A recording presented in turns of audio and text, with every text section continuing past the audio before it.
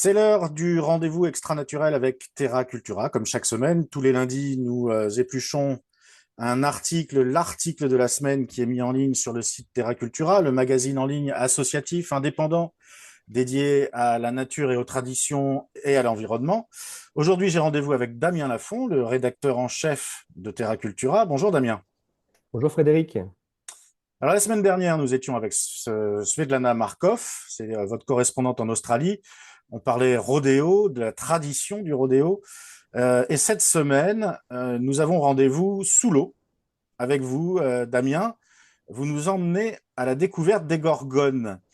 Alors, quand j'ai vu, parce qu'on prépare un petit peu les choses en amont, et vous m'avez envoyé un pré-article qui parlait des gorgones, et je me disais, mais je connais ce nom, mais pourquoi? Pourquoi est-ce que je connais le nom de gorgone? Ça m'est pas inconnu. Et en fait, j'ai fait un amalgame parce que les gorgones, ça parle aussi, on les retrouve dans la mythologie grecque. Et c'est plutôt en fait à ça que je pensais. Une des gorgones les plus connues de la mythologie grecque, c'est Médusa, qu'on reconnaît avec ses serpents qui lui sortent de la chevelure comme ça. Elle avait le pouvoir de pétrifier quiconque croisait son regard. Mais alors là, pas du tout. On part à la découverte d'une gorgone. Alors au prime abord, quand on la voit et que vous m'avez envoyé les premières photos, je me suis dit tiens, ah ouais, c'est une plante marine. Et en fait, pas du tout. Non, pas du tout. On a l'impression, oui, que ça ressemble à une plante, ça fait partie du règne végétal, mais pas du tout. En fait, c'est bien un animal. Et on parle d'une gorgone en particulier, c'est la gorgone pourpre qu'on retrouve en Méditerranée, donc ça s'appelle Paramuricea clavata. Et c'est vraiment une gorgone qui est endémique de la mer Méditerranée, qui fait partie d'une famille qui s'appelle aussi la famille des cnidaires. Et dans cette famille, on retrouve d'ailleurs les méduses. On retrouve aussi les anémones et puis certains coraux qui ont les mêmes caractéristiques que cette gorgone. Donc en fait, on ne s'en rend pas compte, mais c'est une famille qui est très large et on la retrouve dans notre mer Méditerranée. Alors voilà, où est-ce que vous étiez pour tourner ces images? Alors on les voit en même temps, je les présente, je présente votre article à l'écran. Si vous voulez commenter, là, j'ai donc on a une espèce de plante, là on la voit bien, qui ressemble à un arbre. D'ailleurs, alors il y a plusieurs variétés. Vous vous dites, là vous vous êtes intéressé à la gorgone pourpre, vous dites, gorgone, Pourpre, il y a la exactement. gorgone noire, il y a la gorgone bleue, la gorgone éventail. Donc c'est un organisme que vous dites carnivore. Comment il se développe? Comment ça vit? Alors, ça vit par colonie, c'est-à-dire qu'en fait, sur chaque branche qu'on peut voir, il y a des, voilà, comme sur l'image qu'on voit, il y a une petite branche avec, par bourgeonnement, en fait, des polypes. Et chaque polype c'est un animal qui est filtreur, va filtrer, attraper, grâce à ces petites tentacules, en fait, des animaux en suspension, donc du zooplancton. Et chaque partie va nourrir, en fait, la colonie et va grandir. Alors là, ce qu'on voit à l'image, ce sont des œufs de gorgone, c'est-à-dire que tous les ans, à peu près au mois de juillet, on a donc voilà, la reproduction des gorgones. Alors c'est tout petit. Et pour les images, on a tourné ça à l'époque, c'était dans les Calanques de Marseille, qui est assez connu pour ces colonies de gorgones. Mais il y en a partout en Méditerranée. On ne les trouve pas forcément en bord de mer. Et, faut descendre un petit peu, hein. Ça se trouve plutôt aux alentours de 20 mètres jusqu'à 100, 120 mètres de profondeur. Alors moi, je ne suis pas allé jusqu'à Ah oui, 120 mètres de il faut profondeur. descendre alors, oui. Donc Faut on est à descendre. combien de kilomètres des côtes ou combien de mètres? Je sais pas. On n'est pas forcément loin, ça va dépendre du relief marin, mais dans les calanques de Marseille, on peut être à 1 kilomètre des côtes ou même un peu plus proche. C'est simplement que le relief va faire que ça tombe et on va être sur un substrat rocheux. C'est là où vont se placer en fait les colonies de gorgones pour pouvoir s'agrandir chaque année. On n'est pas très loin, mais il faut descendre un petit peu à partir de 20 mètres de profondeur. Et c'est souvent sous des cavités proches de grottes. Il faut qu'il y ait des conditions de lumière qui soient optimal, mais pas trop non plus. Il faut qu'il y ait un peu de courant aussi pour que ça puisse emmener avec le courant de quoi nourrir les gorgones. Donc voilà, ça peut descendre jusqu'à aussi 120 mètres de profondeur, et puis à partir de 120 mètres et plus, ce sera d'autres espèces. Voilà. Alors, quand vous dites une qualité de lumière pour qu'elle se développe, c'est quoi? Il faut qu'il y ait beaucoup de lumière ou pas beaucoup, justement? Pas Parce que trop je non vois plus. là sur vos photos, vous avez une assistance d'éclairage. Exactement, ouais. tout à fait. Donc, Ouais, vous dites beaucoup, pas beaucoup? pas trop non plus, faut pas que ce soit D'accord. trop, voilà, parce que c'est pas non plus, c'est pas une plante, hein, c'est vraiment un animal, donc on pourra en parler après dans le podcast, mais vous allez voir qu'en fait les conditions climatiques jouent vraiment un rôle important. Pour la propagation de l'espèce.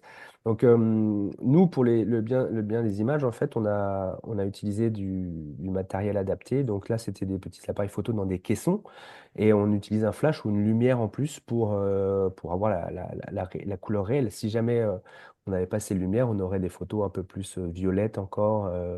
Avec la profondeur, plus on descend, moins on a de lumière. Donc forcément, on n'a pas le même rapport qu'à la surface. Alors, elles ne vivent pas seules, elles vivent dans une communauté. Est-ce qu'on pourrait parler, est-ce qu'on pourrait dire qu'il y a du corail? Est-ce qu'on est vraiment dans la famille des coraux? J'ai l'impression que ça se développe un peu de la même façon, non? Oui, c'est le même principe, c'est simplement que c'est l'espèce qui est comme ça. Il y a d'autres coraux, hein, comme le corail rouge qu'on retrouve aussi en Méditerranée, qui lui va être vraiment en dessous, en dessous les roches, qui est un peu plus dur aussi. Il y a des corails, des coraux mous, il y en a des durs. C'est vraiment, on se rend pas compte de tout ce qu'on peut avoir sous l'eau, mais il y a un nombre effarant d'espèces animales qu'on n'imagine pas. Alors, ça vit avec d'autres animaux autour. Alors, il peut y avoir des étoiles de mer, il peut y avoir aussi des poissons. Forcément, il y a plein de choses, quoi. En Méditerranée, on a comment? Un écosystème vraiment particulier. Et puis, on a du coralligène. Donc, c'est une algue rouge qui va créer une espèce de roche, un substrat dur, où va pouvoir aussi se placer la gorgone, Paramucera clavata. Donc, ça Donc, veut c'est dire vraiment que spécifique à la Méditerranée. en Méditerranée, on a des coraux. On a Exactement, ouais, ouais. ces animaux qui se développent et qui vivent. C'est un Voilà. milieu marin qui est quand même, on en entend parler à cause du réchauffement climatique, de la disparition des coraux. C'est donc un écosystème fragile. C'est très fragile, ouais, ouais. Euh, en fait, là, comme, je sais pas si vous avez vu le petit bourgeonnement qu'on a de cette jeune gorgone, mais ça a une croissance lente de 1 à 5 cm par an. Donc, c'est vraiment très lent. On peut tomber sur des gorgones qui font 1 mètre. Donc, je vous laisse imaginer le nombre d'années. Ça peut être 30, 35, 40, jusqu'à plus, quoi. Et oui, le réchauffement climatique peut avoir des effets néfastes.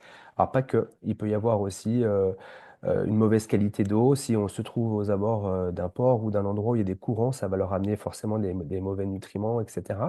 Et puis après, il y a les pressions, on va dire, humaines avec les ancrages des bateaux, Voilà, c'est ça, le hein. passage des C'est plongeurs ce que je et voulais plein qu'on de choses. aborde, c'est-à-dire que il y a cette fragilité due au climat, mais il y a aussi des mesures de protection qui sont prises parce que l'homme a différents leviers d'action, on va dire, pour détruire sa planète.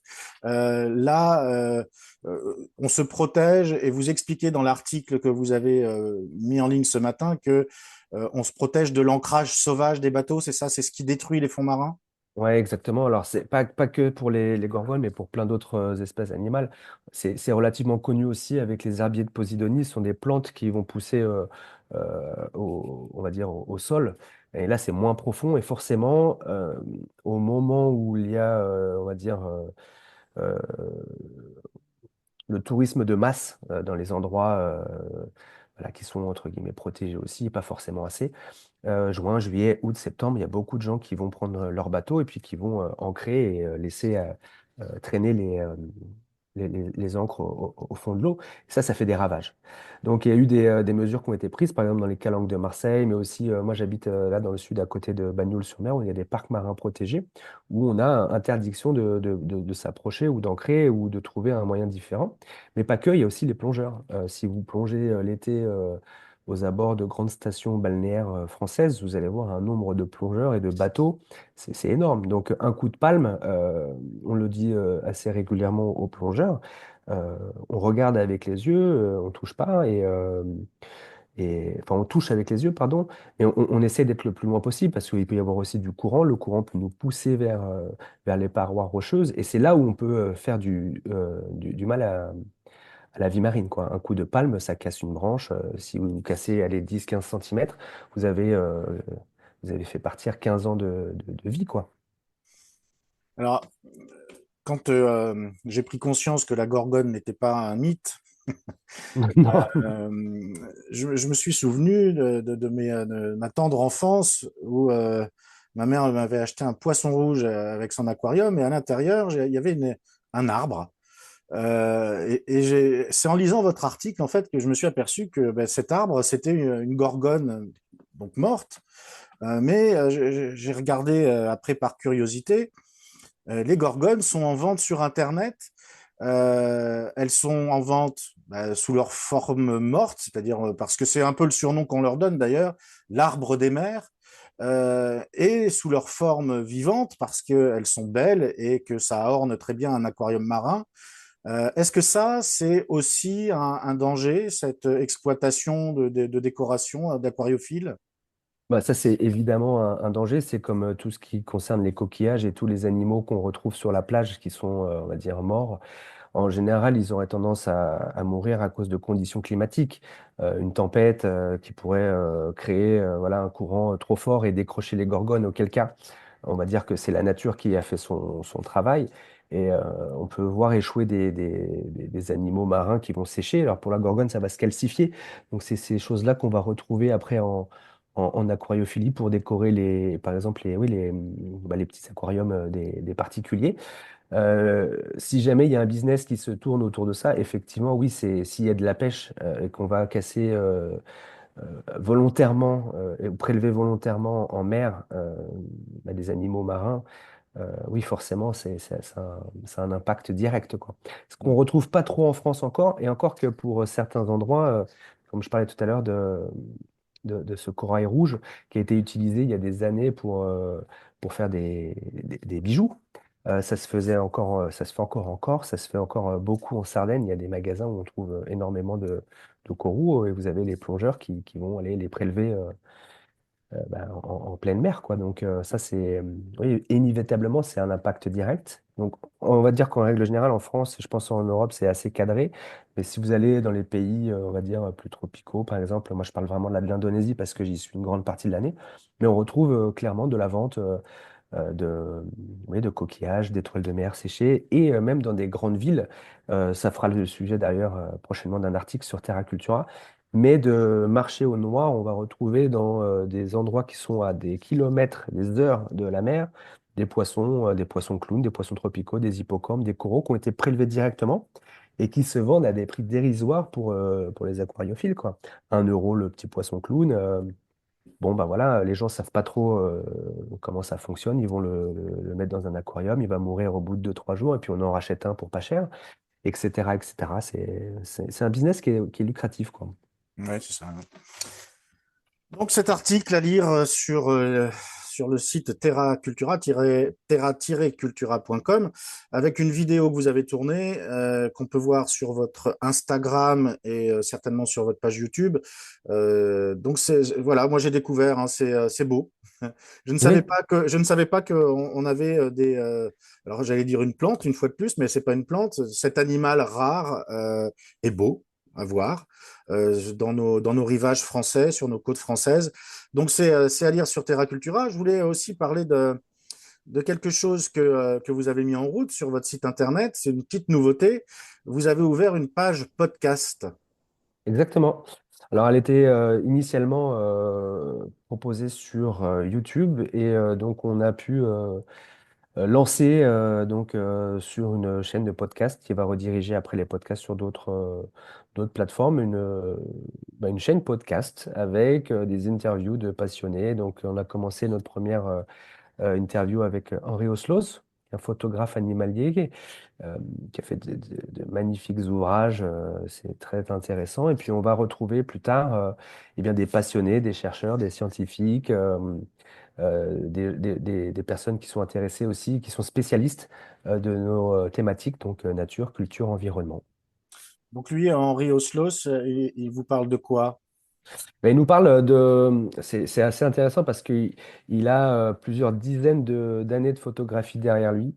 Et il nous raconte un petit peu comment il a commencé la photographie animalière il y a une quarantaine d'années, presque ou plus en fait, avec le matériel d'avant et aussi le changement d'équipement avec le temps et puis comment ça fonctionnait pour travailler avec des éditions à l'époque. et maintenant. Donc, c'est assez intéressant de voir que nous, nouvelle génération de photographes, on a du matériel assez coûteux quand même et qui fait vraiment le boulot, on va dire, en presque tout automatique. Et avant, il y avait quand même ce système avec les pellicules, les objectifs qui n'étaient pas forcément comme on a maintenant, mais que malgré tout, il y avait des images sensationnelles et qu'ils partaient partout dans le monde pour aller photographier la nature et nous rapporter ça dans les magazines qu'on connaît maintenant. Voilà, c'est ça, hein. Pour l'avoir écouté un peu, je suis pas allé jusqu'au bout, hein, de l'interview, mais parce que c'est quand même une interview destinée aux, j'allais dire presque aux professionnels, ou en tous les cas à ceux Aux amateurs. oui, Ouais, qui ouais, s'intéressent exactement. à la photographie. Il y a, vous avez un langage un peu technique, et on voit que en fait, effectivement, comment dire, les usages ont la peau dure parce que il a du mal à se débarrasser de son matériel et de sa façon de procéder, hein. C'est chaque génération Ah, c'est agit à ça, sa ouais. façon. Exactement. Mais c'est intéressant parce qu'on voit que ça fonctionne encore et moi, je vous invite à aller regarder ce qu'il a fait parce que c'est quand même, je crois, une trentaine ou une quarantaine d'ouvrages sur la nature en France ou à l'étranger. C'est formidable. Voilà, merci Damien pour cet entretien hebdomadaire avec notre site Proxima. Tout ça, c'est à retrouver, hein, si vous voulez écouter ce podcast. Il fait 37 minutes. C'est destiné effectivement aux amateurs de photographie qui s'intéressent aux techniques de la photographie animalière. C'est ce que vous faites aussi régulièrement en nous expliquant. On l'a effleuré, je pense qu'on en parlera la prochaine fois que vous partez en plongée. Quel matériel vous utilisez pour aller plonger? Vous nous avez dit que vous mettiez ça dans une petite boîte en verre, mais ou en plexiglas. Voilà, tout ça s'explique. Il y a des techniques et c'est ce qu'on peut retrouver dans ces podcasts que vous mettez en route sur le site Terra Cultura. Et puis, des belles photos de gorgones, et non pas de la gorgone grecque, Non? mais de cet animal marin que l'on peut retrouver au large des calanques de Marseille, donc en France. Et Merci Damien. partout en Méditerranée, il ne faut pas l'oublier, parce que la mer Méditerranée, elle couvre une zone assez importante Elle est et c'est vaste, vraiment oui. Oui, oui, très mais vaste. moi je suis fier de savoir que ça, c'est protégé au large de nos côtes aussi. Parce que je ne sais pas du tout Exactement, quelles sont les mesures que les autres pays prennent. En tous les cas, je suis content de savoir que ça existe et qu'on a ça à protéger dans notre environnement. exactement. La semaine prochaine, est-ce qu'on vous avez une idée de quoi on parle sur Terra Ah, Cultura? ouais, j'ai une idée. On sait déjà qu'on va parler du singe crabier. Donc, c'est les macaques qu'on voit en zone tropicale et qu'on retrouve dans plein d'endroits du monde, qui sont parfois coquins, parfois espiègles, mais qui sont aussi amenés à être proches de l'homme et parfois se rapprocher des villes pour subvenir à leurs besoins. Donc, on va revenir voilà, sur cette espèce animale. Alors, Et puis, crabier, parce qu'ils mangent des crabes? bah, ils ont coutume d'aller jusque la plage en général et de manger des coquillages, des crabes et des fruits de mer, on va dire. D'accord. Et ils mangent de tout aussi, hein. Ils piquent Oui, ils tout viennent et chercher, ils viennent piller les poubelles, c'est ça. les On va pas trop poubelles. en dire, hein. Mais on dit pas trop. C'est à découvrir la semaine prochaine, donc sur Terra Cultura, et puis on en parlera sur Proxima. Voilà, et puis à venir, je sais qu'il y aura un reportage qui a été préparé en Australie une nouvelle fois. Donc restez avec nous. À très bientôt, Damien. À très bientôt. Merci, Frédéric.